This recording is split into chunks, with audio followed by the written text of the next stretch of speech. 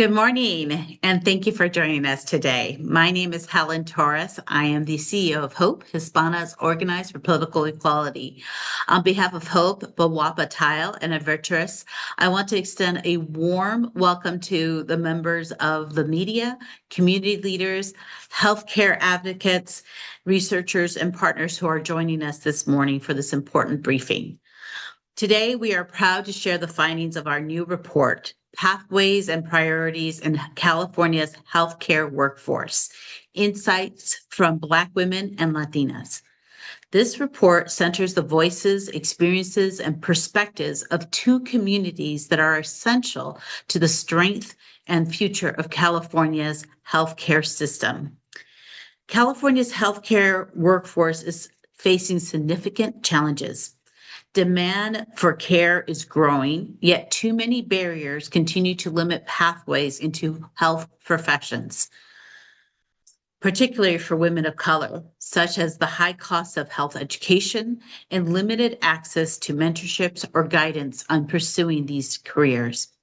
At the same time, Black women and Latinas represent a powerful and growing force in healthcare, serving as nurses, physicians, community healthcare workers, researchers, and leaders who help communities access and navigate everyday care. Through this research, we've asked Black women and Latinas about their educational experiences, their perceptions of the careers in healthcare, and the resources they believe are needed to pursue and succeed in their professions, in these professions. We also explored the challenges and changes necessary to strengthen the pipeline for the next generation. What we heard was clear. Expanding access to education, financial support, and stronger career pathways are critical to building a more robust and representative healthcare workforce. Respondents overwhelmingly emphasized the importance of financial support, with 79% identifying scholarships, financial aid, and loan forgiveness as extremely important strategies for strengthening the workforce. They also highlighted the need to improve workplace conditions and support systems to help professionals thrive, advance, and remain in the field. These findings remind us that strengthening the healthcare workforce is not just about filling positions. It's about creating clear, equitable pathways that allow talented leaders from our communities to enter, grow, and lead in these critical professions. This report would not have been possible without the partnership and leadership of BWOPA Tile and Avertress. We are proud to collaborate with the organizations that share our deep commitment to advancing opportunity, leadership, and equality for women of color. I especially want to thank our dear friend Lanice Jones, Dr. Shakari Beverly, and Dr. Angela Ocampo, and the entire BWOPA Avertress team for their dedication to this work. And with that, it is my pleasure to turn it over to our partner, Lanice Jones, State Executive Director of BWOPA Tile. Welcome, Lanice. The floor is yours. Thank you so much. Thank you so much, Helen. And thank you, everyone, for joining us this morning. And on behalf of BWOPA, I want to begin by expressing our deep appreciation for this important partnership with Hispanas Organized for Political Equity and the research team at Avertress. For those of you who may not be familiar with BWOPA's work, we are a statewide organization dedicated to increasing the political, economic, and social power of Black women and their families through advocacy, leadership, development, and public policy engagement. That mission is exactly why this collaboration matters so much.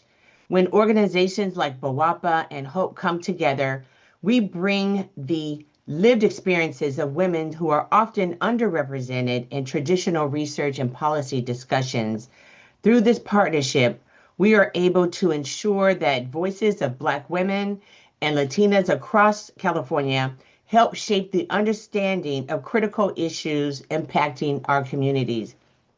And as Helen shared, the survey and community engagement efforts behind these reports reflect hundreds of voices speaking honestly about the realities of maternal health and the healthcare workforce. At BWOPA, we believe research like this is about informing solutions and strengthening the policies and systems that shape our community's health and well-being. We're proud to stand alongside Hope and Eviderus in sharing these findings today, and we look forward to continuing the work and turning community insight into meaningful action. Thank you, and I will now turn it over to our amazing Eviderus team. Thank you. Thank you to Helen and Lanice and the entire Hope and BWOPA team. Eviderus appreciates the opportunity to conduct this important and this consequential work. I'm Dr. Shakari Byerly. I serve as Managing Partner and Director of Polling and Research at Eviderus. On the next slide, you'll see an overview of the research that was conducted as a part of the Pathways and Priorities in California's Healthcare Workforce report. This report amplifies the voices of Black women and Latinas and identifies their priorities regarding career aspirations, opportunities, and experiences, and the study includes the following components. We conducted both quantitative and qualitative work, including focus groups among Black women and Latinas who identify as such, either Black or Latina or both. For the survey, the quantitative piece, it included 800 Black women and Latinas, 400 each, documenting their perceptions and experiences related to education and career paths, policy priorities for expanding entry and also advancement in healthcare careers, and addressing disparities in the healthcare workforce in California. Taken together, these findings paint a portrait of Black women and Latinas in California who are eager to enter and advance in health careers, but face significant obstacles, especially financial strain and a pipeline that's not consistently meeting workforce needs. They point to solutions like flexible hands-on training pathways and wraparound supports that make entry and advancement possible. I'd now like to turn over to my esteemed colleague, Dr. Angela Ocampo, to take us through the other slides in the report.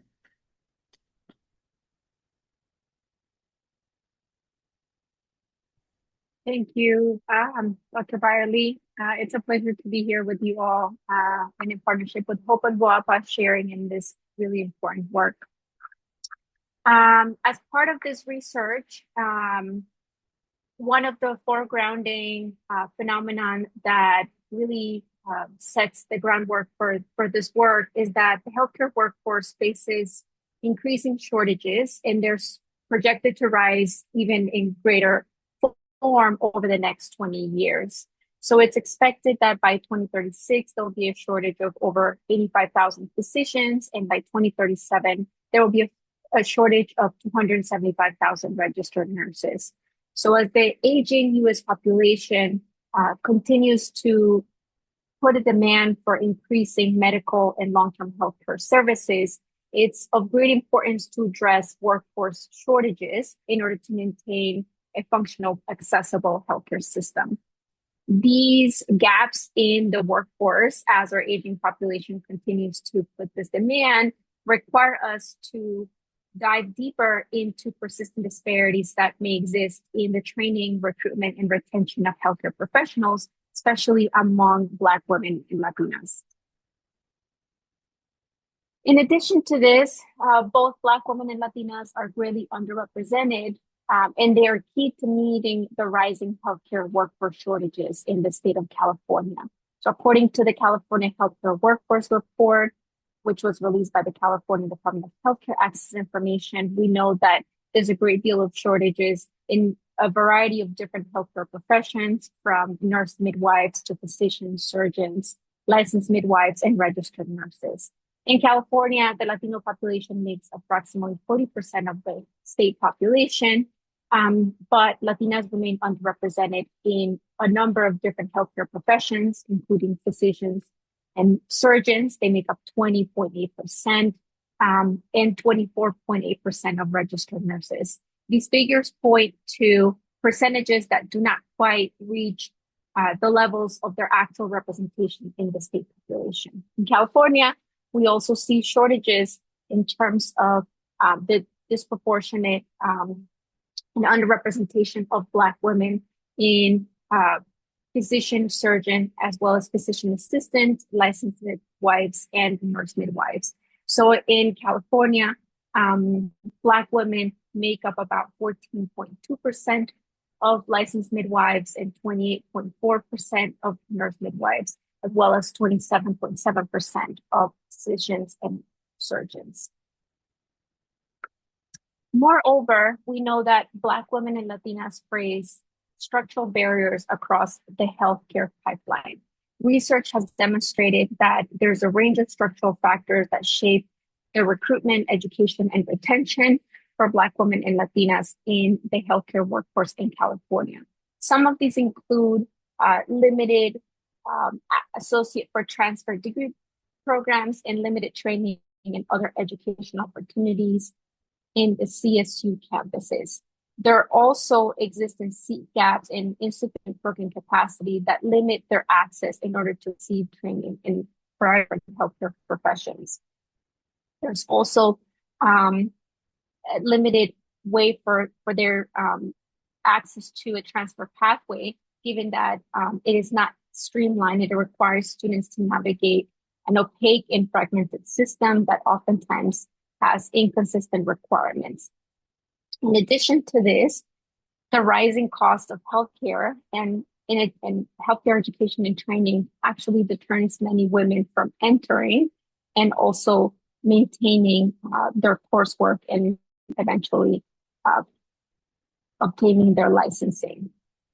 So the uneven access to job training as well as postgraduate training and internship opportunities limits the ability of Black women and Latinas to enter the healthcare workforce and become healthcare professionals.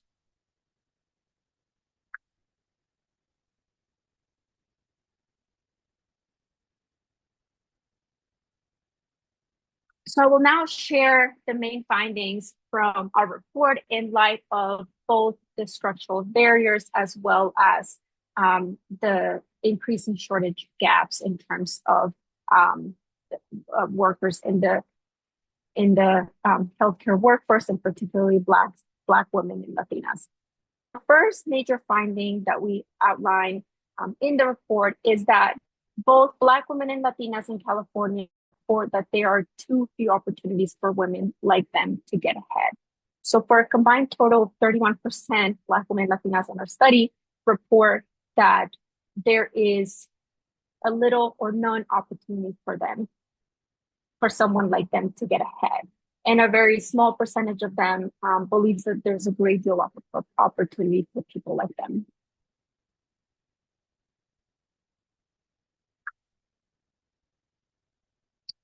In addition to this, Black women and Latinas face a great deal of financial pressures, and these pose a lot of challenges in order for them to access the healthcare field, both in training, but also the healthcare workforce. Black women and Latinas cite that the rising cost of living in California today is an extremely or very serious problem, and this is 98% of our respondents. Furthermore, 95% of Black women and Latinas report that housing affordability is one of the most serious issues for them in California.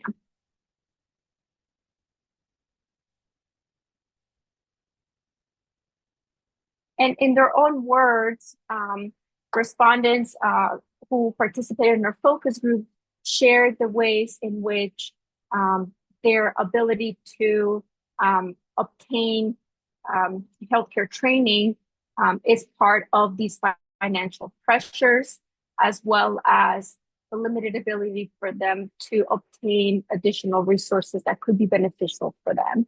So a Latina, 22-year-old Latina from the Bay Area, in her own words, shared with us, and I quote, "Already pursuing higher education is way harder for Latinas. Having children or access to birth control or things like that affects us disproportionately more than other groups. having an administration that is stripping away women's rights does affect my education too, because it's hard enough for me to take care of myself on a daily basis. A 29-year-old Black woman from Los Angeles shared with us, and I quote, "My family supports me verbally, but financially, they can't really contribute to anything. I kind of grew up in a single-ish parent home, and I moved out of LA myself. Everything I've had to do, I've had to just get it for myself.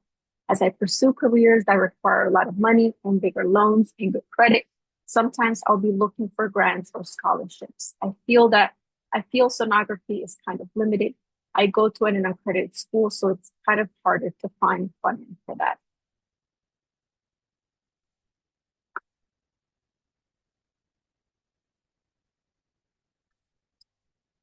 Our second finding, oh, Dr. Shikari, I will turn it over to you. Thank you so much, Angela. Our second finding really provides important context for the perceptions of Black women and Latinas as it relates to the healthcare workforce. We asked them specifically, in general, thinking about the programs and the women who are entering the workforce or even changing jobs, how they would describe the job being done by the state of California in preparing them for high quality opportunities and the jobs of the future.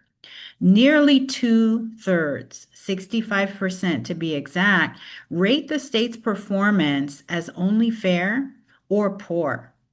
Few would say that the state is doing an excellent job. So this represents a real opportunity for decision makers and our elected officials to consider opening up pathways, not just in healthcare, but across all careers.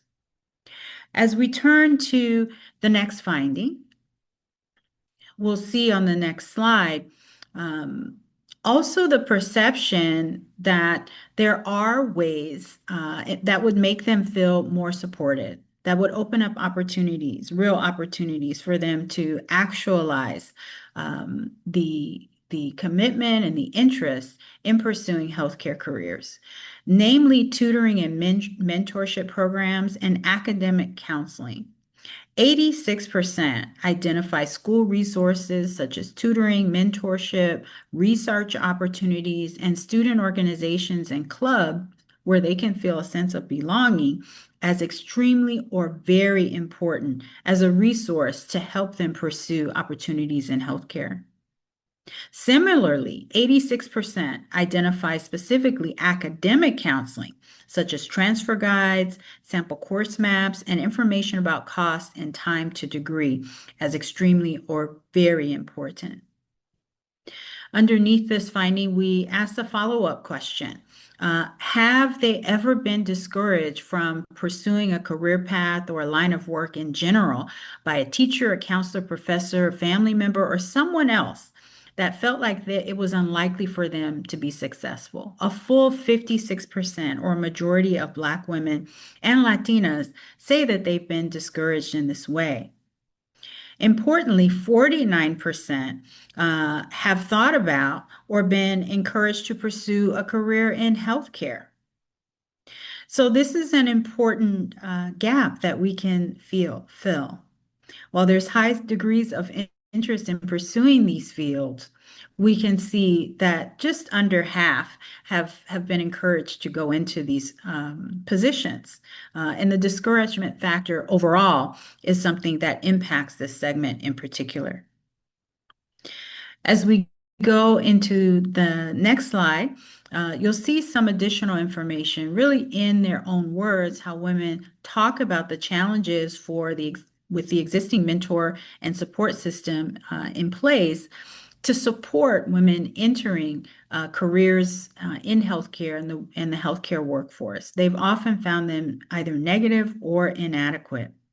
Specifically, we asked, is there anything you're worried might get in the way of you achieving your goals as it relates to a healthcare career?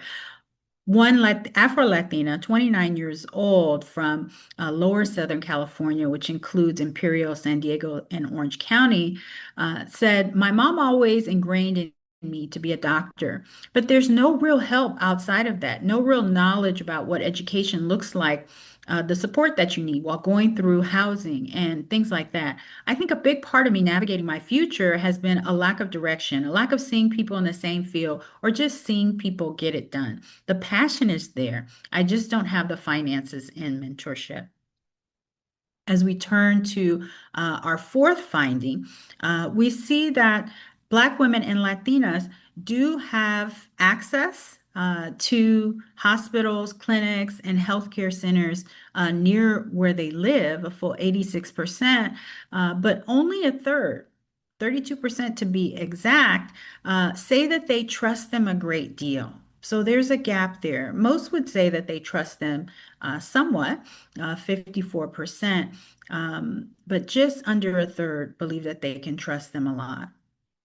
This is important because, as you'll see on the next slide, just underneath that, we asked if having access to a hospital or clinic nearby where they could study, volunteer, or train would make them more interested in pursuing a healthcare career. And a full 57%, a majority, said that it would make them at least somewhat more interested. So this is good news. This is something that we can actually do something about. Most have access to hospitals, clinics, and other healthcare facilities, and a majority say that providing opportunities for them to volunteer or train within those healthcare facilities would help them feel like a career is possible and increase their interest. I'm going to turn it back to Dr. Ocampo to take us through findings 5 through 6 and 7. Thank you, Dr. Barley. So for our fifth finding, when we ask women unprompted and just when we ask them in an open-ended way what they thought about a career in healthcare, they shared with us that they value healthcare careers and that the things that came to mind were helping others, helping the community, being there for those in need. But at the same time, as much as Black women and Latinas reported to us that they perceive these careers as extremely valuable in supporting the community and those in need, they also perceive them as demanding, right? They were expensive to receive training, they were stressful, maybe too much school training required, or difficulties obtaining that. And as we will see in the next slide, our findings from a question where we asked them about how well they would say each of the following describes jobs and career in healthcare. A great deal of the women, 54% to be exact, reported that they felt that jobs and careers in healthcare were important to the local community. That described those careers extremely well, followed by 24%. Who reported to us that described those careers as being described in terms of very well as important to the community. At the same time, 44% of Black women and Latinas reported that healthcare careers were stressful or emotionally draining. And so we can see the dual kind of way in which Black women and Latinas see the importance of these careers for their local communities, but also see them as highly demanding, stressful, and emotionally draining. This, of course, opens up opportunities for thinking about how to address these challenges with regards to how emotionally draining, stressful, and difficult it might be these careers, and also meet the desires of women, right? Black women and Latinas who know that these healthcare jobs are quite important for their local communities. For our next finding, finding number 6, in terms of addressing some of the gaps and structural barriers that Black women and Latinas face and also reported to us as part of our study, We find that both Black women and Latinas consistently identify practical supports to pursuing healthcare careers. So the women identified hands-on learning opportunities that would allow them to gain experience working in the healthcare field. Specifically, this was 69% of the women. They also identified flexible scheduling and internships, scheduling for classes as well, and internships such as night school, and opportunities that provide online and hybrid formats. This was specifically 68% of the women.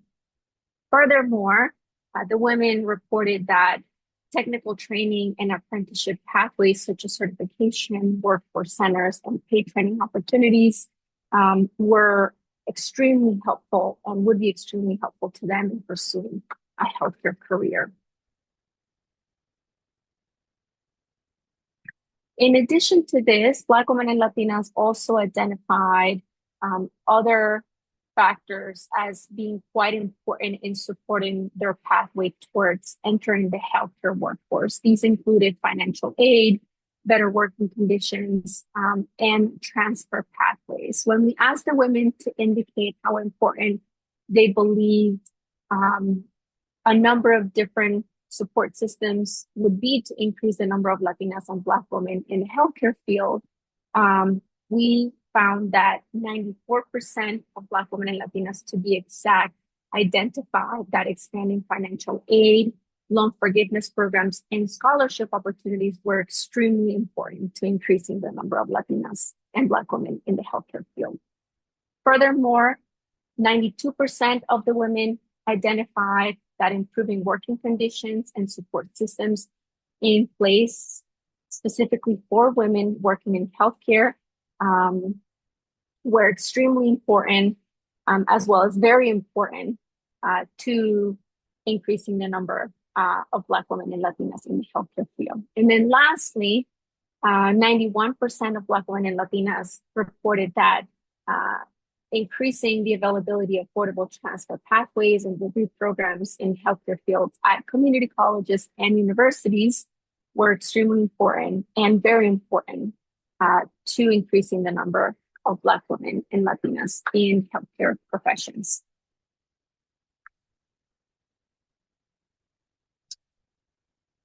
In addition to this, Black women and Latinas reported that expanding early exposure to science, technology, engineering, and mathematics, also known as STEM, and healthcare career opportunities earlier on, such as in high school, were either extremely important or very important, increasing the pipeline of Black women and Latinas in the healthcare field.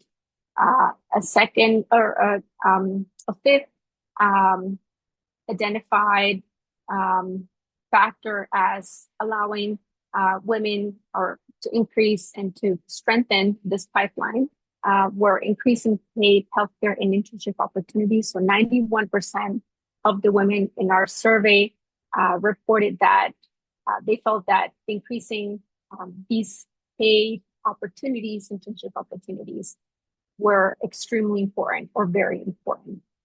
And then lastly, 91% of the women reported that ensuring fair hiring, promotion, and pay equity in healthcare workplaces and healthcare professions were extremely important or very important to broadening access and opportunities for Latinas and Black women in healthcare professions. I will now turn it over to Dr. Briley. Thank you so much, Dr. Ocampo. This leads us to our final finding number 7, which is really about representation. Black women and Latinas emphasize that access to providers who identify as Black, African American, Hispanic, or Latino is essential to quality care. 77% of Black women specifically reported that it was extremely important, and likewise 50% or nearly half of Latinas reported that it was also extremely important. Notably, the results for Afro-Latinas are included and embedded in both of those numbers as they were asked both questions. As we go on to the next slide, we get a sense of why they believe it is important to have Black women and Latinas represented. We asked them specifically, thinking about a healthcare career, how much do you agree or disagree with the following statements? The top statements are shown here. And we see that there's nearly universal agreement that increasing the number of healthcare workers is important to prepare for future pandemics, that having more Latinas and Black women healthcare professionals would help address the health disparities facing Black and Latino communities, and that since the COVID-19 pandemic, there has been strong demand for healthcare workers. So there's not only interest, Black women and Latinas can see the demand that's associated with these careers, making access even more important. As we turn to the next slide, we'll see some of the policy recommendations that emerge from this consequential and monumental report. The experiences of Black women and Latinas point to several priority actions for policymakers for building a more equitable and representative healthcare workforce. Firstly, expanding financial supports to reduce some of the economic barriers that Black women and Latinas face. And that includes increasing financial aid, scholarship, and loan forgiveness programs, as well as addressing the broader cost of living pressures, including housing, childcare, and transportation that many women face. They also indicate that it's important to simplify and strengthen pathways to healthcare degrees and careers. This includes expanding transfer pathways, making the transfer process clearer and easier to navigate, creating opportunities for early exposure, including exposure not just in higher education, but also at the high school level, and making sure that there are accessible training options, including using existing healthcare facilities to provide training opportunities and also internship and volunteer opportunities. They also believe in this vein that it's important to increase capacity in high demand programs and to make clear connections between education, certification, and employment. Finally, increasing mentorship, paid training, and workforce supports are also a part of the priority actions that they point to. This includes support for programs that provide culturally responsive mentorship, paid internships, apprenticeships, and structured on-ramps into healthcare careers. And finally, expanding flexible schedules and supports that address caregiving and work responsibilities. With that, I would like to pass it back to Maya of Hope to take us through the remainder of our briefing.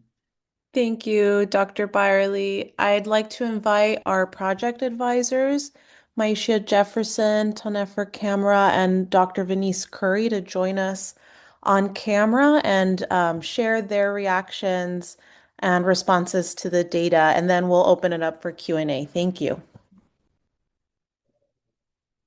Hi, everybody. Good morning. I'd first like to say thank you so much for the research and the time that went into this is so important. And yeah, I really enjoyed reading this and being a part of it. So thank you for allowing me to be on this panel. But I did want to also talk about one, you guys did speak about the caregiving component, especially with now the sandwich generation now being kind of like the largest generation of caregiving now.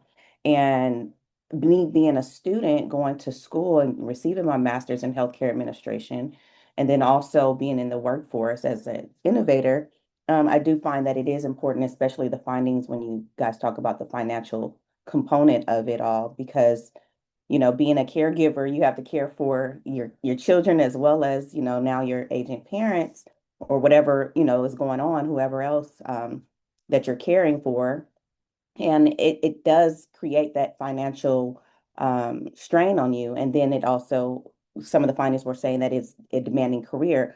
And I do think that having it being more of a open opportunity starting young with the younger generation and letting them know that there's not just physician possibilities, but there's so many other possibilities, being on the decision boards, being part of the system where healthcare administration, we can be a part of the system and the problems versus just the frontline workers, but we can help with the back end. And just having people and women of color in those positions are super important just as much as the frontline workers. So, yeah.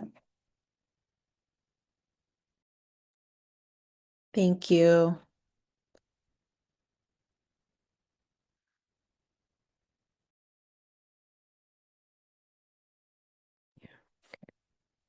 Okay. I'd like to also echo my thanks to Hope and to BWOPA Tile, and certainly to Dr. Byerly and Dr. Ocampos. This is extremely important and extremely relevant and timely. And the things that really stood out to me have to do with the challenges that you identified, the shortages that we will face, not only with workforce, but also with labor and delivery, and how that impacts not just communities at large, but specifically rural communities. And so there will be a tremendous sort of pushback and impact on the health and the well-being of our Black and Latino women as they try to go through the process of pregnancy and positive birth outcomes. I will say that also offers some opportunities. And I really think about the intentional building and creating of a pipeline locally. And I agree, starting early. I actually believe you need to start in middle school. In elementary school, you introduce STEM. Middle school, you really start to nourish, and you really start to plant that seed within local places where you are, that healthcare and all of those surrounding and supporting fields open and available, and that they are that there is a place for our students to be there. I'm really pleased to see that there's not only an interest in medicine and in the healthcare field, but also that people really see the value of their presence, and they recognize the tremendous community assets they are, and that is really what helps improve health outcomes for everyone. I will say specifically with the Central Valley that we are seeing, the closures of local hospitals like other places, but we always have had a shortage of physicians and healthcare workforce. So we have really tried to do some innovative things, investing upstream in the Black Doula Network, which is active in Fresno, California, really starting to look at middle schools and how we can partner with our community colleges and our Fresno State University to really try to build this pipeline specifically around the needs of Black women and Latino women. I don't know where I am with time, but I will finally say that the AMA and the California Medical Association have both identified voting as a social determinant of health. And in this election year, we really need to be sure that people understand what is at stake. And so the ability to participate fully in your civic engagement obligations really is in our best interest. And it really does provide a sort of protective force for not only the patients, but also the communities at large. And so participating in voting is one way that we can move some of these policy recommendations forward around making sure that people have access, that there is support and mentoring, not only through the academic process, but all the way through to people who are actually practicing. And so I encourage you to talk with people about the importance of voting and make it connect to this maternal and child health issue. Thank you. Thank you, Dr. Curry. Thank you so much. This has really been wonderful to hear, and also extremely affirming and validating. The results in this study, it just really mirrored and spoke to my own experiences in entering the healthcare field. And seems like it's been so many years ago when I was navigating my post-undergraduate education and mapping out my career in the field. And it touched on so many levels that I myself have experienced, but also,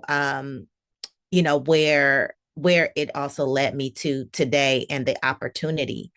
And a couple things came up for me around access and education.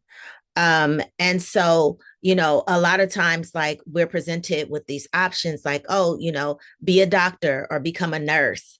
And I remember early on I was interested in birth work and interested in midwifery, and being discouraged from that, from family who was like, why would you do that? Like, be a doctor, like, and so what that led me to was to explore all these other aspects, and it landed me in a space that I didn't even know existed. I didn't even know there was a need until I did the research and looked at what were the health disparities in my community.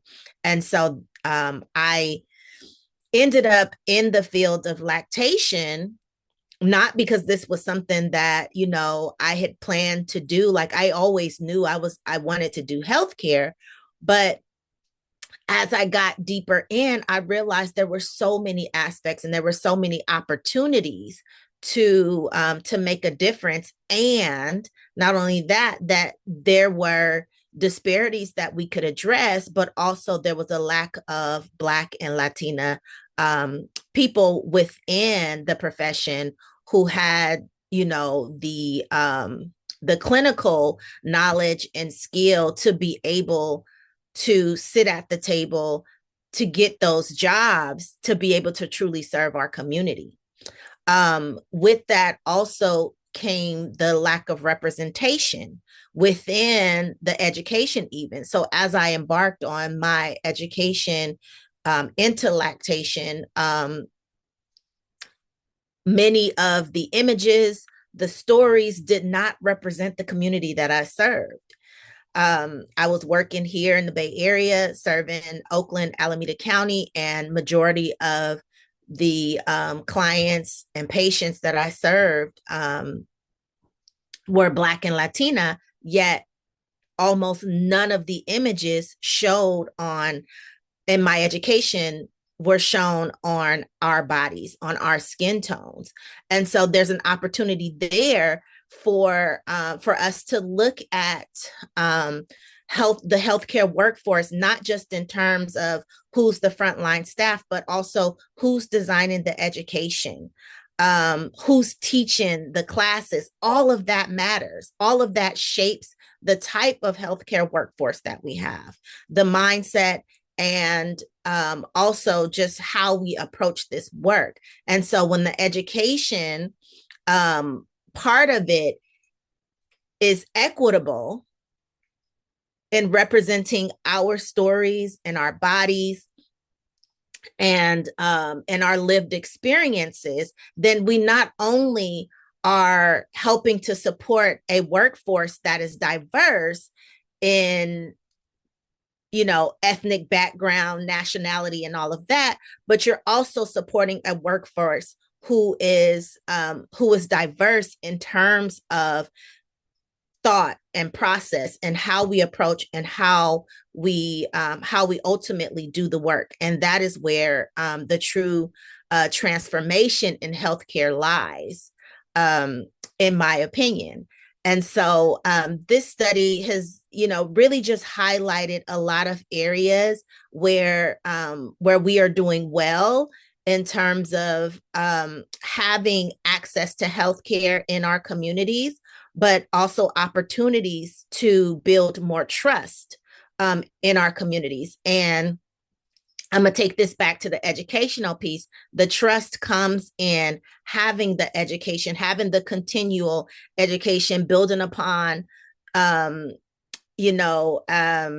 some of the equity work and the bias work, and also opportunities for us to create and to be able to have trainings and workshops where we are the experts within our people, within our bodies. And so being able to do that work. And so I'm proud to say that while my career in healthcare has not been a conventional one, it has been one of innovation.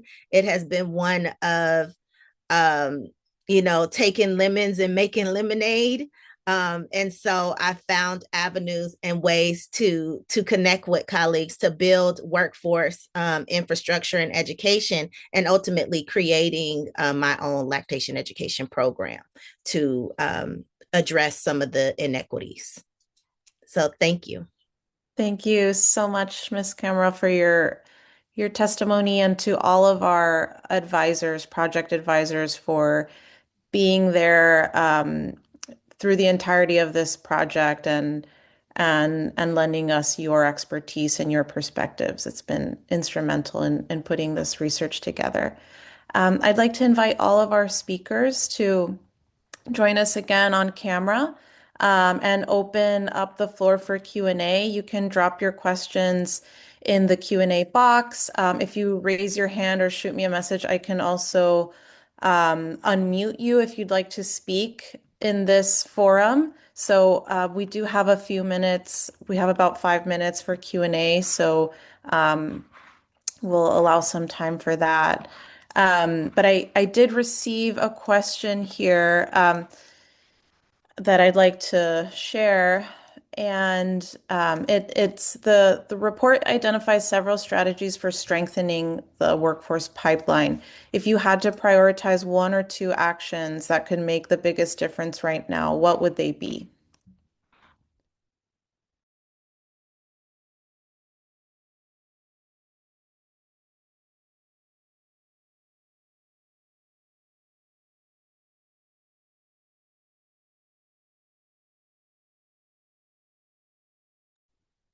That's for us. I guess I can answer. For me, I would like to see it's pretty much piggybacking on what a lot of our panelists were saying and what pretty much the report is saying. Really putting some of that funding, because California has put about $1 billion just in maternal health alone. And so putting some of that money towards having women be more who want to be in the healthcare, be innovative, finding ways and pathways where the money makes sense. And it really goes into the areas that resonate with us and really shows how, because the money is there, we know that that's not the problem for them, but it's obviously not, translating to Black maternal health, because Black women are 3 to 4 times more likely, to experience poor health outcomes. And so I think that being able to put the funding in areas that make sense and translate to some opportunities for Black women, I think that makes sense. And Latina women of color, pretty much.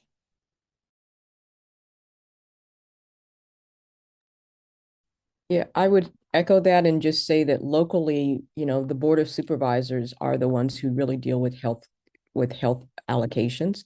And so figuring out how to make those boards, those trustees accountable.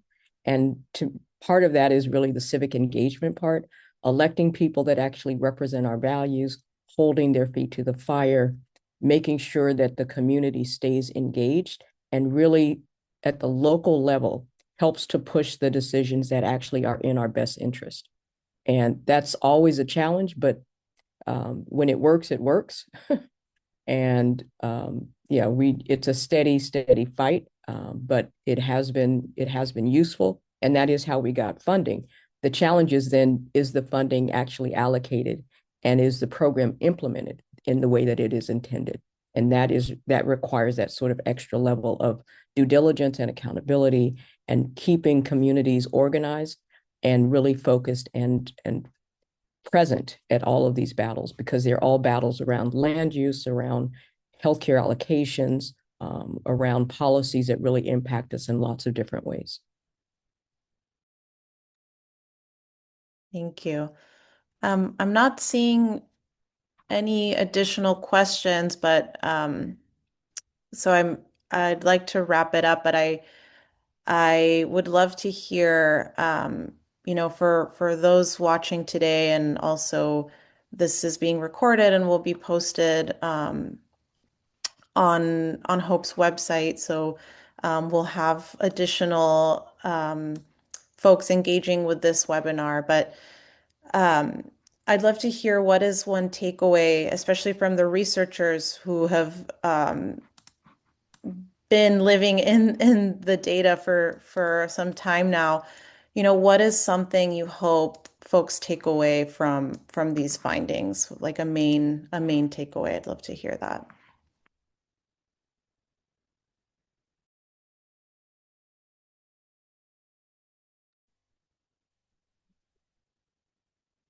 Also want to give a share as we wrap up on behalf of BWOPA as well, that the report did such a great, it was such a great opportunity to really highlight those lived experiences of Black women and Latinas throughout the state. And centering back on those social determinants of health, there are a number of opportunities to support economic opportunity, whether that be through scholarships and looking at that foundation for educational support, increasing stability in other ways so individuals are able to pursue the healthcare career that they intend.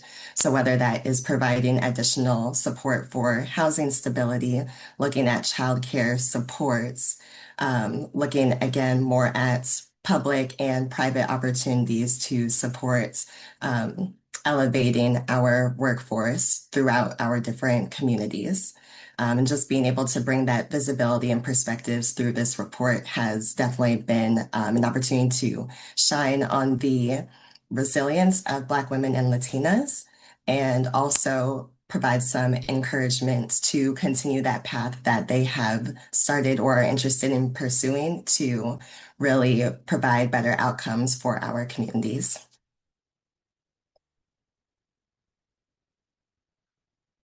And I'm happy to jump in. Thank you, both for your words, and again for this opportunity. My final or my big takeaway is, one, there's a demand.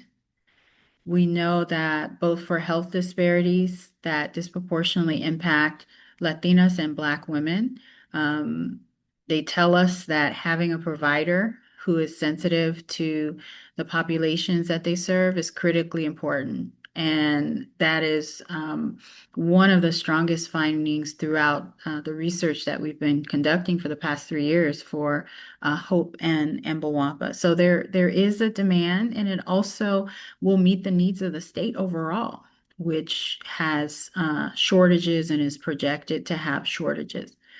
There's also an interest from Black women and Latinas to enter these careers, particularly if there are supports in place that are focused on well-being of providers, that are sensitive to the demands and the whole people that they are as mothers, as sisters, as daughters, nieces, caregivers, that support our healthcare workforce. And there are practical things that we can do in the near term and the longer term to make sure we have a pipeline. More than 4 in 5 Black women and Latinas say that there's a healthcare facility near them, and a majority say if there are volunteer opportunities. That's something that we can do tomorrow. We can do that today. Open up those opportunities. If there are internship opportunities, if there are apprenticeship opportunities, that would make them more likely.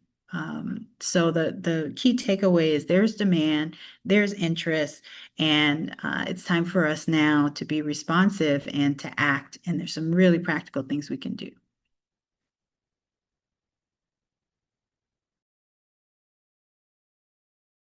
If I may, I'll just share just a quick takeaway for me. I would say that, building on what Dr. Barley said, with regards to the work that both Hope and BWOPA have done over the last 3 years, the role of trust continues to emerge as a significant factor in shaping not only the ways in which Black women and Latinas approach mental health care, but also maternal health But we see it here as well with regards to trust shaping their way in which they have access to healthcare career and interest in healthcare career. So trust is a really important finding that we could see could help address both shortages in the healthcare workforce, but also can build on the other work with regards to maternal health and mental health. And then the other thing is that, doing this work requires a multi-pronged approach, as we've been talking about. But we see that clear solutions do emerge from lived experiences of Black women and Latinas who've shared with us what are the things that they value and they see as extremely important. That would be and provide practical support, right? Flexible classes and training, internship, opportunities that have hybrid formats, online formats, so that they're able to take care and address many of the other things and the other demands that they're facing on the day-to-day, as well as financial assistance. And so that would, I think, would be the main sort of takeaways on my end. And thank you again for the opportunity to collaborate with you all on this work. Thank you. Thank you, Dr. Ocampo, Dr. Byerly, to our excellent project advisors, Josephine, my counterpart at BWOPA, the BWOPA team, the HOPE team. This has really been a labor of love, and it's been the culmination of 5 years of work and research. We invite everyone to also dive into our research on mental health and on maternal health. You can access the report at the link we dropped in the chat, and as well as on the BWOPA website. So please join us in uplifting this excellent report, and thank you so much to everyone for your time this morning. Thank you. Thank you.